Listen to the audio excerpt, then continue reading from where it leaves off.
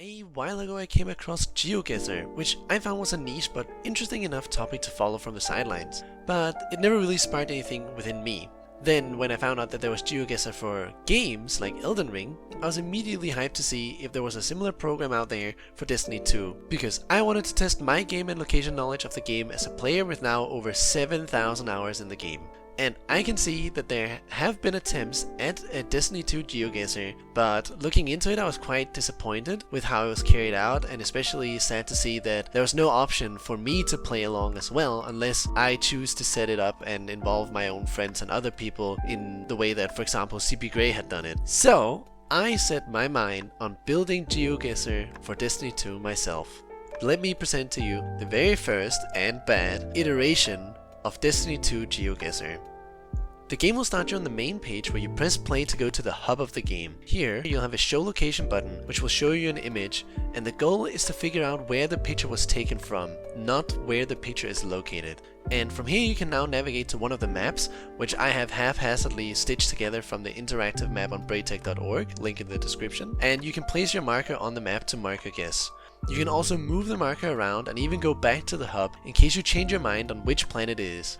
Finally, you can submit your guess and it'll tell you how far you are from the exact location in some arbitrary unit, as well as view the map afterwards.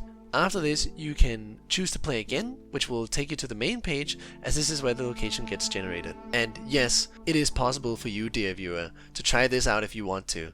You have to go to my GitHub repository, link in the description, and download the code, follow the readme file instructions, and then after that you should be good to go.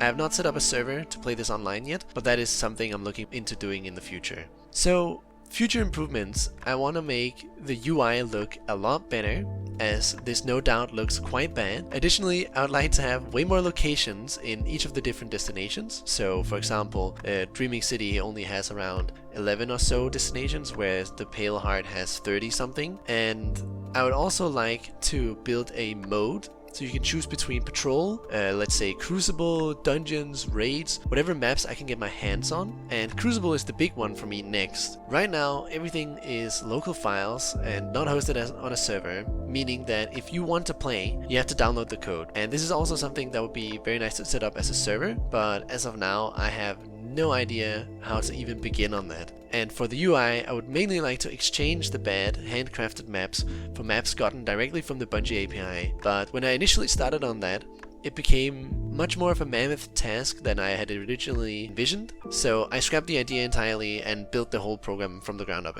I have published all the code on my GitHub, the link is in the description, so if there are any tech-savvy people watching, please feel free to give it a look and give suggestions to changes to the code. And disclaimer, a lot of it is vibe coded and I have not reviewed it particularly well, so it works for now and I was satisfied with that. Additionally, if you have any knowledge on how to implement any of the future work that I just mentioned, or have your own future work ideas, please feel free to contact me on my Discord, which you can also find in the description. I know this was a longer video than usual, so thank you for sticking through to the end, and with that I just want to say thank you very much for watching.